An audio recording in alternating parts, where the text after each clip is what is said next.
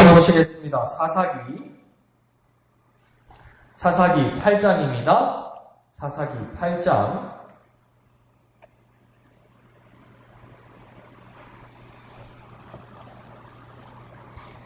사사기 8장 22절에서 35절까지 사사기, 창세기, 출애굽기, 레위기, 민수기, 신명기.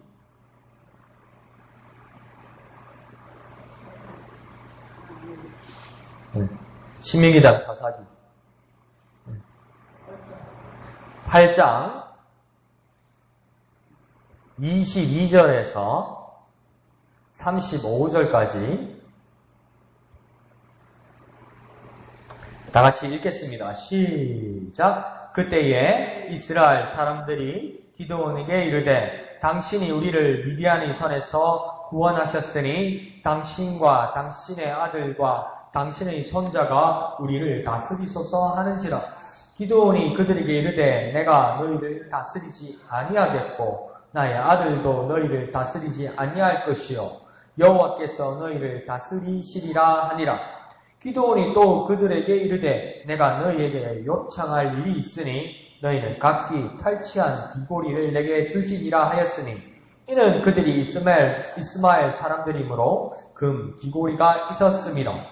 무리가 대답하되 우리가 즐거이 드리리이다 하고 버섯을 펴고 각기 탈취한 귀고리를 그 가운데 던지니 기드온이 요청한 금 귀고리의 무게가 금 1700세겔이요 그 외에 또 초승달 장식들과 폐물과 미디안 왕들이 입었던 자색 의복과 또 그 외에 그들이 낙타목에 둘렀던 사슬이 있었더라.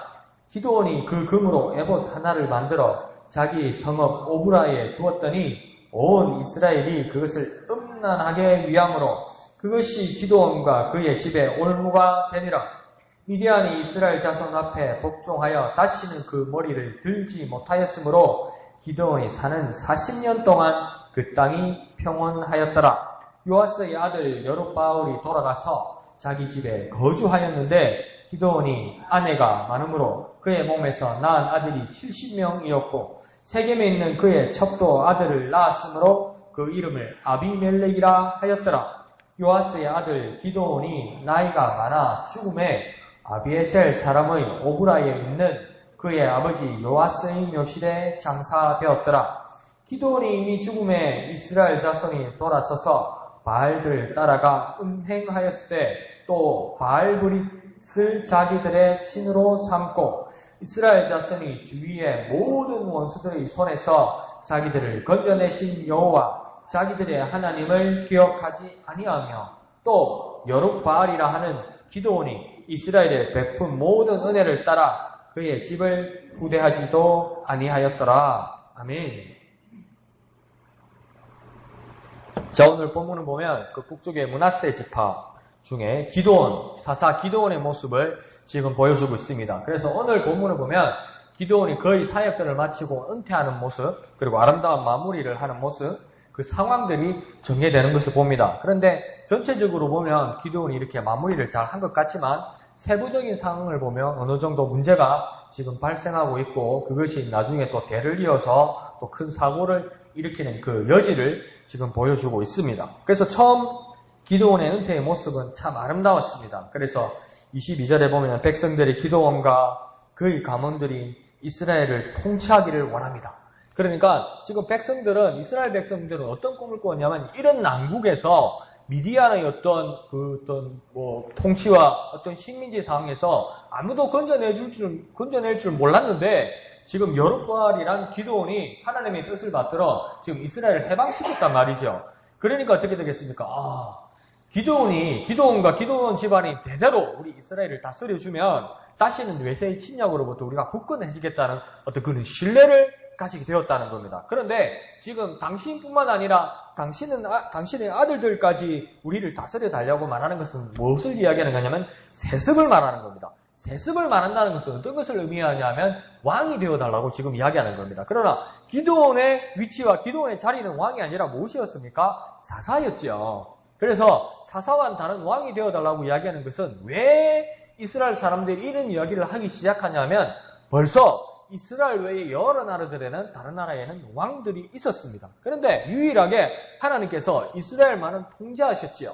하나님께서 직접 다스리시겠다는 겁니다. 하나님께서 이스라엘에 직접 개입하시겠다는 겁니다. 그래서 하나님의 뜻을 대변하는 선지자나 정치적인 행정가, 사사들을 때때로 보내주면서 그들을 구원하는 일로서 하나님이 직접적으로 이스라엘과 함께 하시겠다는 그 약속으로 신정정치, 왕이 없는 정치를 하나님께서 하기를 원하셨다는 겁니다. 그런데 이스라엘 백성들은 어떤 꿈을 꿉니까? 기도는 당신이 왕이 되어달라는 겁니다. 그러니까 하나님보다는 사람을 더 의지하고 또 다른 나라의 사람들처럼 다른 나라의 왕국들처럼 우리도 그런 구색을 갖추어서 모양 있는 어떤 형태를 갖추고 싶었던 거죠. 그런데 거기서 가장 큰 오산은 무엇입니까? 하나님을 저버리게 되었다. 사람의 뜻을 사랑하게 되고 인기 스타가 나타나기 시작했다는 겁니다. 그러나 여기서 기드온이 그게 유혹되지 않습니다. 그래서 기드온이 답변을 하기 시작합니다. 그것이 23절의 말씀입니다. 23절을 우리가 다 같이 한번 읽어볼까요? 23절입니다. 시작! 기드온이 그들에게 이르되 내가 너희를 다스리지 아니하겠고 나의 아들도 너희를 다스리지 아니할 것이요 여호와께서 너희를 다스리시리라 하니라. 아멘. 그래서 기드온은 지금 고백이 뭐냐면 기드온 자신을 다스리는 사람이 아니라는 겁니다.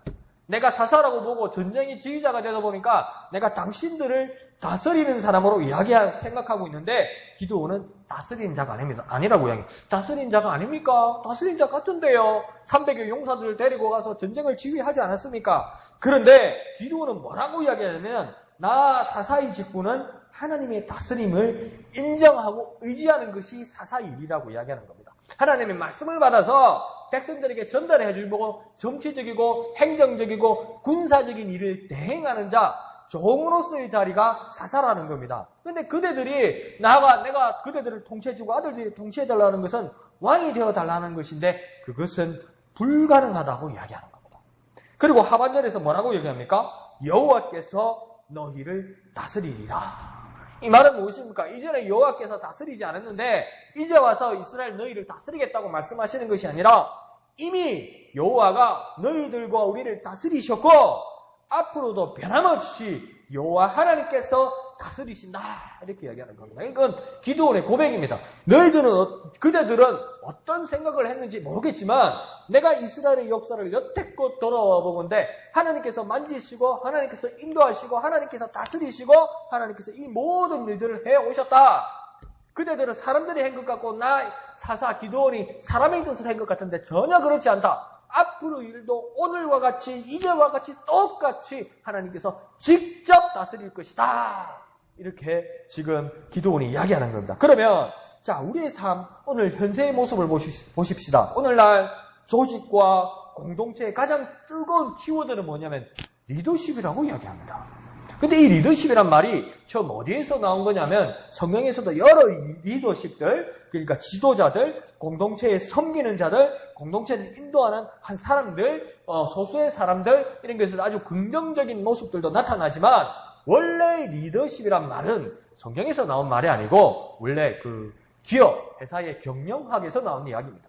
그러니까 자본주의 사회에서 나타나는 어떤 지배 구조를 위해서 필요한 지도자를 리더십이라고 이야기했던 것입니다. 그래서 외국의 아주 큰 교회들도 보면 미국의 그 오렌지 카운티에 있는 캘리포니아 오렌지 카운티에 있는 리 고렌 목사가 목회하고 있는 새들백 교회 같은데 안 그러면 시카고에 있는 윌로우 크릭 교회 이런 교회 같은 경우에는 거기도 교인들이 한 10,000명이 넘으니까 이 교회를 이렇게 컨트롤하기가 참 어렵죠. 그래서 이 양반들이 배운 것들이 뭐냐면 리더십입니다. 근데 이 리더십을 누구에게 배웠냐면 미국의 유명한 경영자 중에 리더십의 권위자 중에 피터 드러커라는 사람이 있습니다. 피터 드러커에게 이것을 배운 거예요. 근데 피터 드러커에게 한 시간을 같이 밥 먹으면서 배우려면 수백만 원, 수천만 원을 내놔야 돼요. 그 수업료고요. 그런 것을 가지고, 근데 그것을 배워서 지금 교회 운영해 나가고 있죠. 근데 이걸 잘한다, 못한다 말하기는 좀 곤란해요. 그렇지만, 그래서 아주 중요하게 생각해야 될 건 뭐냐면, 회사의 경영학에서 시작된 겁니다. 근데 이게 정말 잘 된 건지는 저도 이렇게 말하기는 곤란해요. 그렇지만, 이런 리더십에 대해서 오늘날 또 잘못된 생각을 가지고 있는 그리스도인들이 다수의 많은 사람들을 아래로 두고 지배하려는 죄스런 욕망을 지금 리더십으로 쓰고 있는 경우가 많다는 겁니다. 그런데요, 우리의 지나온 삶들, 지나온 날들, 우리의 지금의 상황을 아주 냉정하게 진단해 봅시다. 그럼 우리가 모든 위기를 극복해오고 지금까지 살아온 모든 것들이 리더십 때문에 우리가 살아왔습니까? 교회 공동체의 어떤 훌륭한 지도자 때문에 우리가 살아왔습니까? 그렇지 않더라는 겁니다. 무엇입니까? 하나님의 다스리심과 하나님의 인도하심으로 지금껏 살아왔더라는 것입니다. 그러므로 우리는 우리의 후손들도 무엇을 가지기를 원합니까? 지도자나 머리나 위의 사람이 되기 전에, 지배자가 되기 전에 그 모든 우리의 자녀들과 우리의 다음 세대들과 우리의 후배들이 하나님의 다스리심을 일생의 모토로 삼는 하나님의 백성이 되기를 정말 소원해야 된다는 겁니다. 그러니까 우리 애가 뭐 잘 나가요. 우리 애가 잘 됐어요. 정말 감사하고 기쁜 일이지요. 우리 애가 지도자가 됐어요. 우리 애가 우두머리가 됐어요. 정말 감사한 일이죠. 그렇지만 거기에 대한 쾌감을 느끼고 아래 사람들을 지배하고 아래 사람들을 호령하는 그 기쁨으로 살아간다면 그건 부모님의 기쁨도 잘못된 거고 그렇게 된 당사자도 생각을 바꾸어야 된다는 겁니다. 하나님의 다스림으로 그들과 나누는 사람이 진짜 하나님이 세우신 자라는 겁니다. 순간의 기쁨으로 취하지 마십시오. 그것은 나중에 큰 문제로 다시 발생할 수도 있습니다. 자, 그런데 그 이후로 기드온이 참 이 23절까지는 말을 잘 했어요. 그런데 그 이후로 기드온의 문제가 이제 발생하게 됩니다. 그래서 어떻게 보면 크게는 두 가지가 발생한 겁니다. 첫 번째는 우상의 문제가 발생하게 되고요. 두 번째는 어떤 문제가 발생하게 되냐면 복잡한 가족 관계가 같이 맞물려 있습니다. 그러니까 우상의 문제와 가족 관계가 이렇게 맞물려 있는 겁니다. 그런데 이게 참 애석하고 아쉬운 이야기죠. 왜 그랬습니까? 자기는 어떤 왕으로서 이스라엘 백성을 다스리지 않겠다고 그랬고 하나님께서 다스릴 거라고 이야기했는데 우상의 문제가 개입되는 겁니다. 왜 우상의 문제가 개입되었을까요? 24절에 보면 탈취한 금들을 백성에게 청구합니다. 그러니까 많은 전쟁을 통해서 백성들이 전리품을 가지게 되었다는 겁니다. 그러니까 나는 왕으로서 당신들에게 군림하고 싶은 마음은 없다. 나에게 보상하고 싶고 나 기드온을 존경하는 마음이 있다면 내가 작게나마 청구하는 것이다. 그들이 당신이 가지고 있는 금기고리 그리고 금들, 장신구들을 나에게 좀 주시오. 이렇게 이야기한 거예요. 그러니까 어떻게 하겠습니까? 백성들이 기꺼이 줬다는 거예요. 그러니까 이건 기분 나쁘게 준 게 아닙니다. 기드온이 정말 우리를 위해서 일하고 기드온이 정말 하나님의 뜻을 받들어서 우리 백성을 구한 사람이기 때문에 당연히 당신을 존경하는 뜻으로 금장신구와 금기구를 드리겠다고 이야기하는 겁니다. 그래서 그 금의 무게가 지금 얼마나 되었다고 이야기합니까? 1700세겔이라고 이야기합니다. 그러니까 1700세겔이라고 그러니까 이게 뭐 가늠이 안 되잖아요. 세겔이 뭡니까 목사님? 이러니까 이해가 안 가잖아요. 그런데 이걸 지금 킬로그램으로 따지면요. 금이 한 21kg에서 22kg 정도 나간다고 이야기합니다. 그러면 이게 엄청난 거예요. 이게 지금 우리 어른들을 쓰는 한 돈, 두 돈 있잖아요. 돈으로 따지면 이게 5,700돈이 돼요, 이게. 22kg면요. 5,700돈. 그리고 금 시세가 계속 왔다 갔다 하는데, 그냥 20만 원으로 봅시다. 한 돈에 20만 원. 한 돈에 20만 원으로 보면 이게 얼마짜리냐면 지금으로 하면 11억 4천만 원짜리입니다, 이게. 이게 작은 돈이 아니에요. 이거 목사가 무슨 돈 계산을 끄려고 싶은데. 그래, 이 정도로 좀 큰 거라고요, 이게. 엄청난 거라고요. 백성들이 이걸 기꺼이 냈다는 겁니다. 그런데 여기서 문제는 뭐냐면 그걸 가지고 자기가 요긴하게 쓰고 여생을 보냈다면 그래도 아쉬울 건 없을 것 같은데 27절에서 기드온이 엉뚱한 일을 하게 됩니다. 이것으로 기드온이 무엇을 하냐면 금 에봇을 만들었다고 이야기합니다. 그러니까 이 에봇은 무엇입니까? 옷이죠. 옷인데 그러니까 예식되어 있는 옷입니다. 그래서 크게는 왕들과 그리고 가장 에봇을 많이 입었던 자가 누구이냐면 제사장들이 입던 옷입니다. 그래서 레위기에 위임식 옷을 보면 대제사장의 옷이 여러 겹이 되는데요. 그 중에 하나의 조끼처럼 원피스를 입는 것이 이것이 에봇입니다. 그래서 이 에봇에 우림과 둠밈이라는 하나님의 뜻을 판결하는 판결의 막대기 두 개를 이 에봇 안에 꼽게 됩니다. 그러니까 이 에봇은 무엇입니까? 하나님의 영광을 가지고 그 위임된 자, 하나님이 세운 대제사장만이 입는 것이 이 에봇이었고 의식옷이었고 예복의 옷이었습니다. 그리고 이 에봇은 특별히 여러 옷 중에서도 우림과 둠밈이 들어가서 있기 때문에 하나님의 의중을 엿듣는 거예요. 하나님의 뜻을 엿듣는 거예요. 그래서 하나님의 뜻을 밝혀내는 거예요. 그래서 이 에봇이 그렇게 중요한 겁니다. 그런데 정리함이 뭐냐면 실로에 이 땅에 이때 이스라엘이 그 하나님의 성막이 계속 이렇게 처음에 움직여 가기 시작하는데 처음에 요단강을 건너와서 하나님의 성막이 있었던 곳은 길갈입니다. 길갈이 있다가 다시 실로로 가고 실로로 갔다가 나중에 이제 예루살렘까지 이렇게 들어오게 되거든요. 근데 지금 이 당시에는 하나님의 성막이 어디 있었냐면 하나님이 계과 있는 성막이 어디 있었냐면 실로에 있었어요. 그런데 지금 기드온이 있는 지역은 어디입니까? 실로가 아니라 므낫세 땅에 오브라라는 지역이 있어요. 그러면 여기에 에봇이나 하나님의 성막이 있으면 됩니까? 안 됩니까? 안 되죠. 근데 에봇도 뭡니까? 하나님의 레위기의 말씀과 출애굽기에서 하나님께서 정하신 대로 하나님이 정하신 옷대로 이 에봇을 만든 것이 아니라 지금 무엇으로 에봇을 만들었습니까? 금으로 만들었다는 거예요. 천을 짜서 만든 게 아니고 그러면 아이 목사님 비싼 게 좋은 거 아닙니까? 비싼 게 좋은 게 아니고 하나님이 원하시는 대로야 하나님이 기뻐하시는 거죠. 그런데 지금 기도원은 어떡합니까? 지역도 실로가 아니고 어브라에다가 대제사장이 있는 걸 가지고 뭡니까? 한때 사사였던 사람이 금으로 에봇을 만들었더라는 겁니다. 그리고 그것을 안치하고 성막 역할을 어브라에 했다는 겁니다. 자신 기드온은 제사장으로서 임명도 받지 않았는데 대제사장의 역할을 하면서 임의로 무엇을 하고 했습니까? 민의를 이끌어가려고 했다는 겁니다. 백성들의 마음을 끌어가려고 했다는 겁니다. 백성의 마음을 끌어가고 백성의 마음을 밝히고 백성을 인도할 수 있는 이스라엘 유일한 분은 누구입니까? 하나님이시죠. 하나님의 뜻을 여쭐 수 있는 곳이 어디입니까? 실로에 있는 성막이고 그 성막에 있는 대제사장이 입고 있는 에봇 안에 있는 우림과 둠밈이죠. 그런데 왜 오브라에 엉뚱한 11억짜리 금옷을 만들어서 백성들을 이끌려고 하냐고요. 이게 뭡니까? 유혹이라는 겁니다. 미혹이라는 겁니다.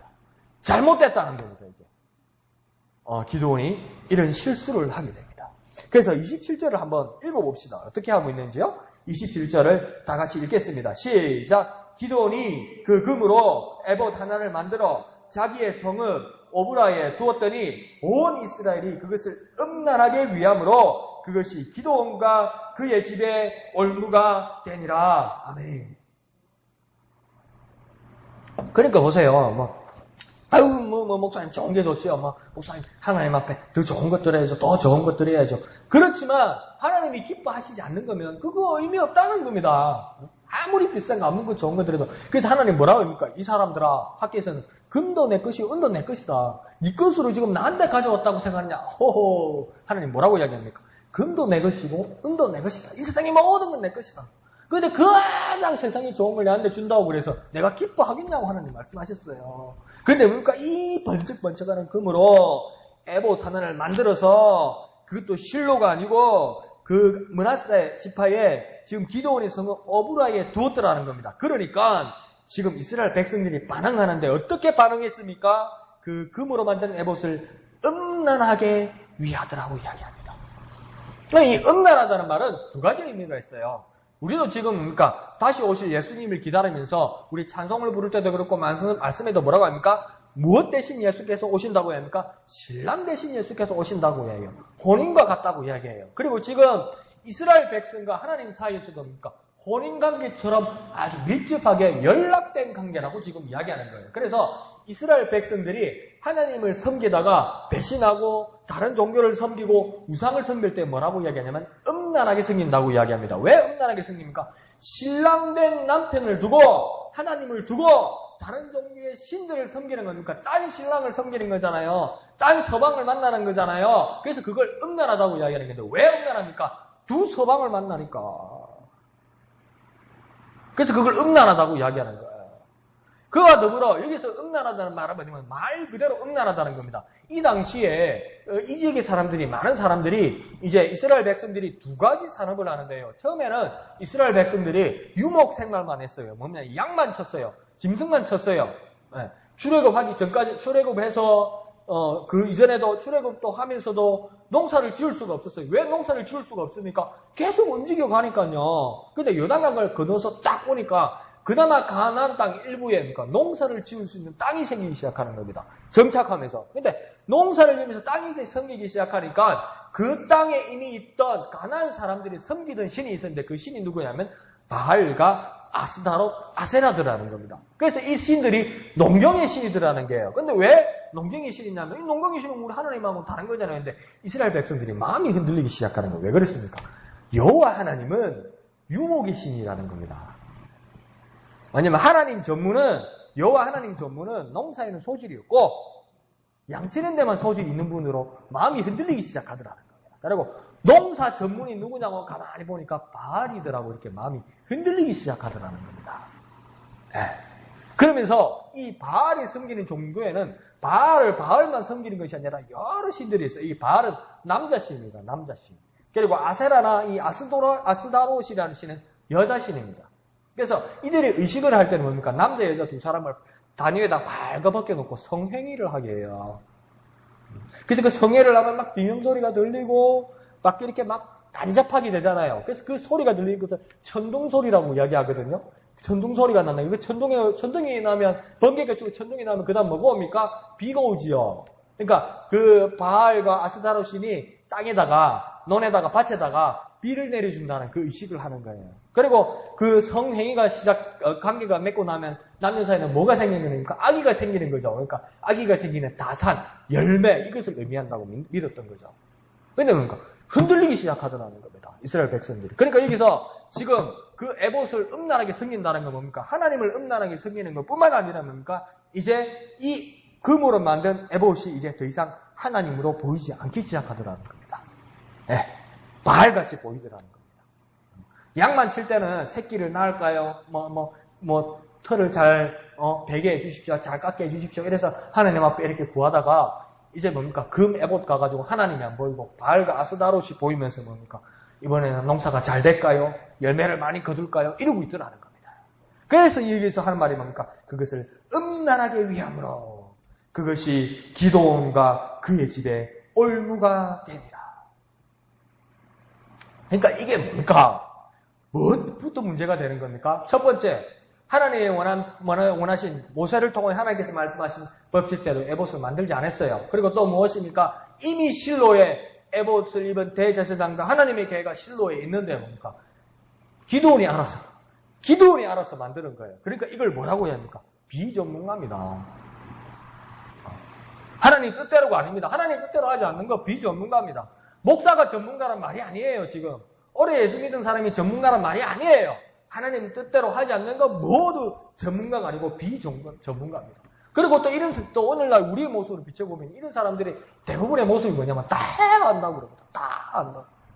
목사님 너무 했던 말 자꾸 하지 마십시오. 잔소리하지 마십시오. 다 합니다. 내가 알아서 합니다, 목사님. 이거 안다니까요. 그걸 뭐 또 그래 샀습니까? 그러니까 이분에게는 4복음서가 있는 게 아니에요. 5복음서가 있더라는 겁니다. 마태복음도 있고요. 마가복음도 있고요. 요한복음도 있고요.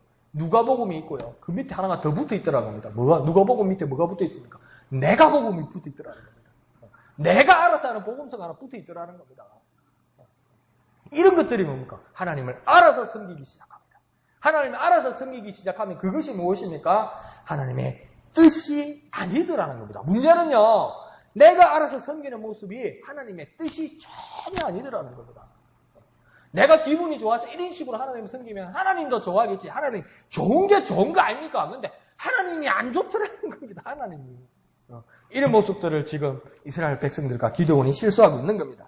이제 백성들이 실로에 있는 공식 성막과 아론 가문의 대제사장직을 무시하게 됩니다. 그리고 이 에봇을 음란하게 위합니다. 그래서 곧 우상, 하나님이 아닌 다른 신을 섬기듯 그렇게 살아가게 되었다는 겁니다. 그러면 이들은 어떤 사람이 됩니까? 더 이상 하나님을 섬기는 하나님의 백성이 아니라 다른 신을 섬기는 타락한 사람이 되는 겁니다. 그러니까 이 자명한 원인이 무엇입니까? 금으로 만든 이 에봇이 올무가 되더라는 겁니다.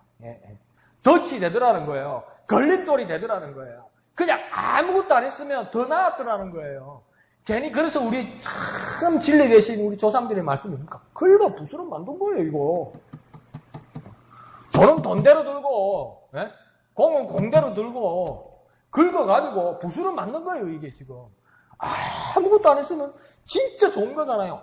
아무것도 안 했으면 절기 때마다 하나님 성령이 와서 예배하고 경배하고 제사 드리고 하나님 찬양하고 하나님 보호해 주시고 하나님 좋고 내도 좋고 막 정말 기뻐가지고 이렇게 됐을 텐데 괜히 뭐 하나 만들어가지고 하나님 사이에 장벽이 되어버렸다는 겁니다. 자, 우리의 삶을 한번 돌아봅시다. 내가 알아서 내 임의로 신앙을 하는 경우가 많지 않습니까?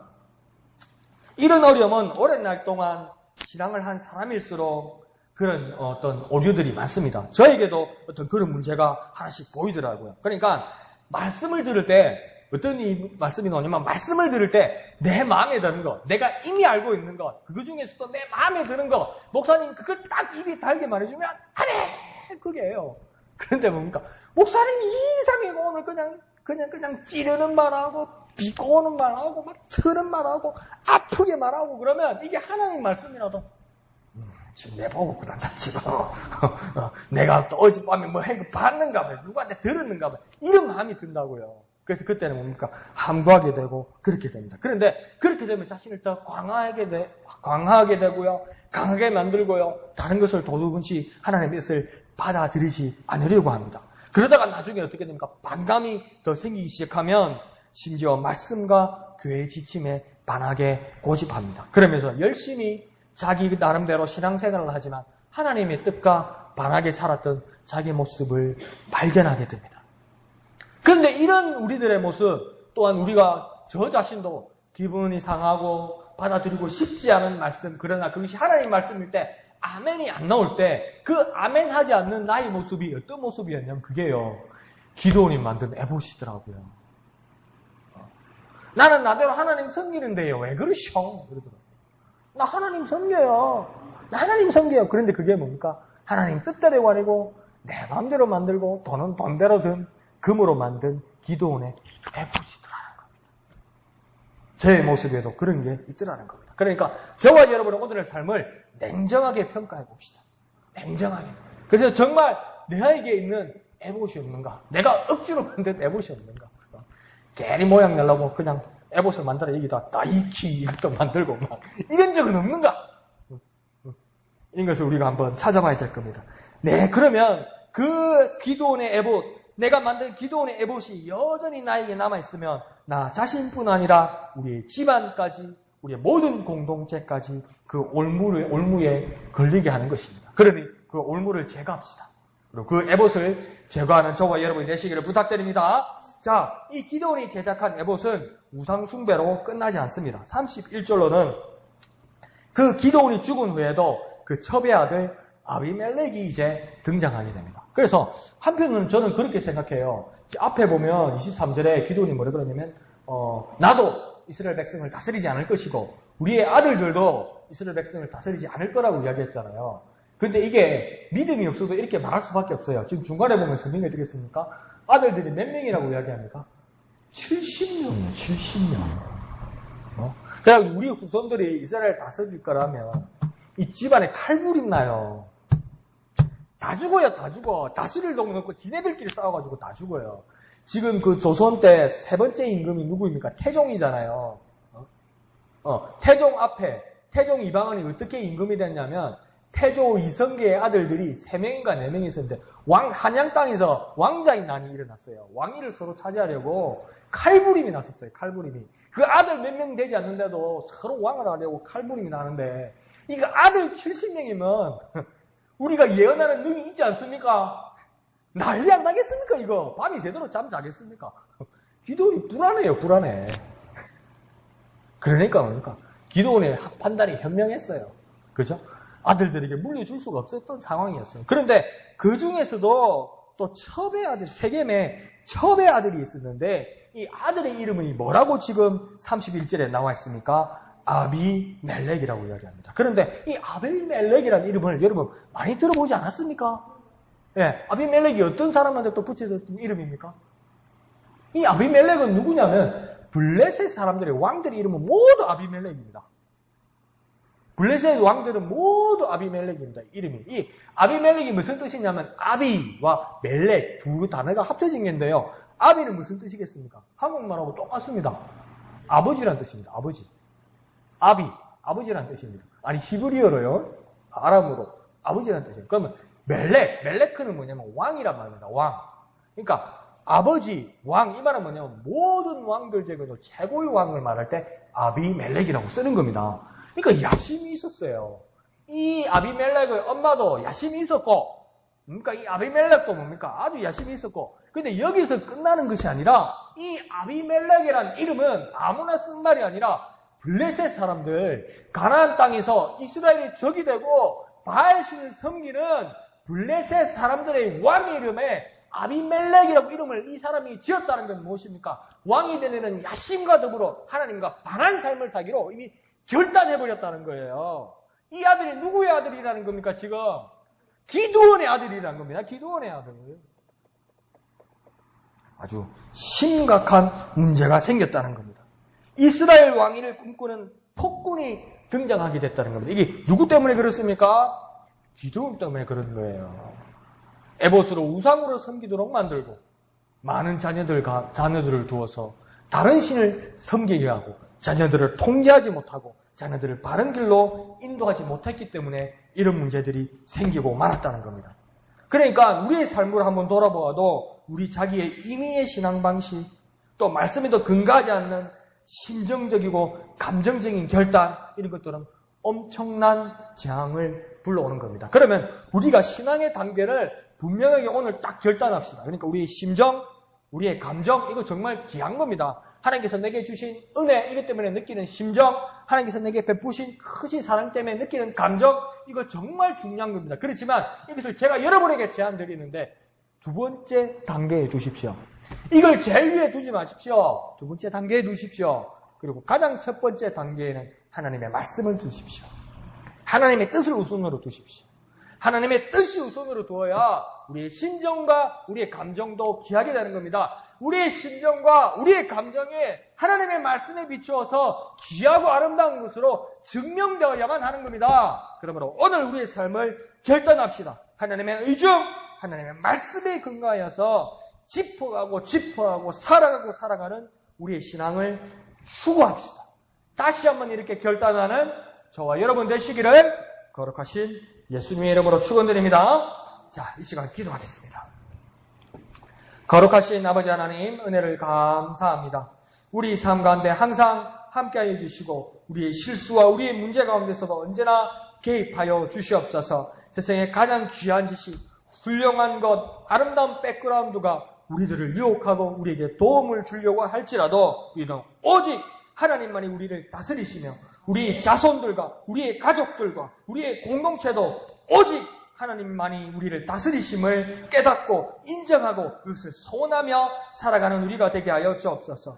음란하듯 우리의 뜻대로 우리의 심정으로 우리의 감정으로 하나님을 섬기고 우리를 합리화하는 모습에서 떠나가게 하시고 오직 말씀이 우리의 가장 첫 번째 단계, 오직 말씀이 우리의 기초가 되어서 그 하나님의 뜻대로 하나님의 기쁘신 뜻대로 살아가는 우리가 되게 하여 주옵소서. 우리 삶 가운데 있는 모든 올무들, 모든 애봇들 벗겨내고 던져내고 제거하고 결단하는 이 시간 우리의 삶이 되게 하여 주시옵소서. 모든 것을 감사드리며 거룩하신 예수님의 이름으로 간절히 기도하옵나이다. 아멘. 우리 찬송하시겠습니다. 찬송 423장입니다. 찬송가 423장 먹보다도 더 금은 죄로 물든 이 마음 423장 찬송하신 후에 주기도문으로 예배를 마치겠습니다. 423장입니다.